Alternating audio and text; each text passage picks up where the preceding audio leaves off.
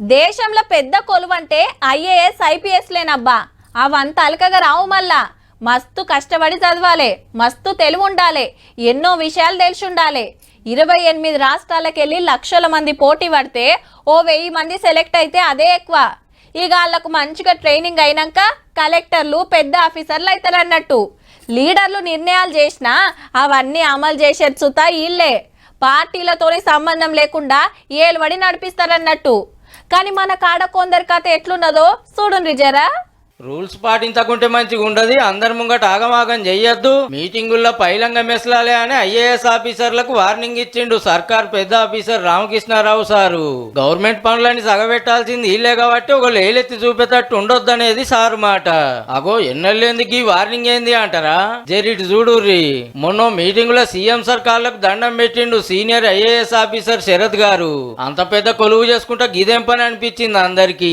ఎంబటే CSR కెళ్ళి ఈ order pass అయిందిగా. గమ్మత్ ఏందంటే అప్పట్లో కామారెడ్డి కలెక్టర్ పోస్టులు ఉండగా సీఎం కేసీఆర్ సార్ కాళ్ళు మొక్కిన సారే ఇప్పుడు ఈ సీఎం గారి కాళ్ళకు దండం పెట్టబట్టే. ఎవరా పోస్టులు ఉంటే వాళ్ళకి మర్యాద చేయాల్సిందే అని శరత్ సార్ చెప్పుదాం పట్టిండో ఏమో మరి.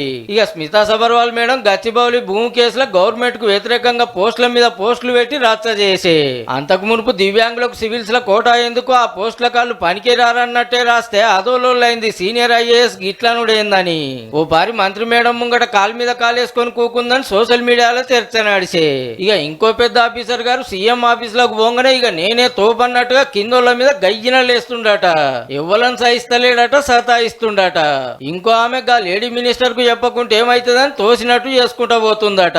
పుష్కరాలకు సీఎం సార్ వస్తే లోకల్ ఎంపీ వంశీ సార్ ను విలువనందుకు కలెక్టర్ మీద దళిత సంఘాలు గరం కాబట్టే. కథ గిట్లున్నందుకే రూల్స్ తప్పొద్దు, ఏది పడితే అది మాట్లాడొద్దని ఆర్డర్ వచ్చిందన్నట్టు. గా మొన్న సీఎం సార్ గిన గిదే చెప్పే.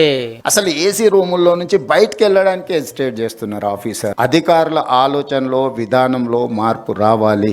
కానీ అప్పట్లో ఎట్లుండంటే కలెక్టర్లు ముఖ్యమంత్రి గారి కాళ్ళు మొక్కుడు, ముఖ్యమైన వాళ్ళని గాలి మోటర్ వేసుకొని తిరుగుడు, పబ్లిక్ మీటింగుల్లో జేజేలు కొట్టుడు, నచ్చినట్టు పనిచేసుడు.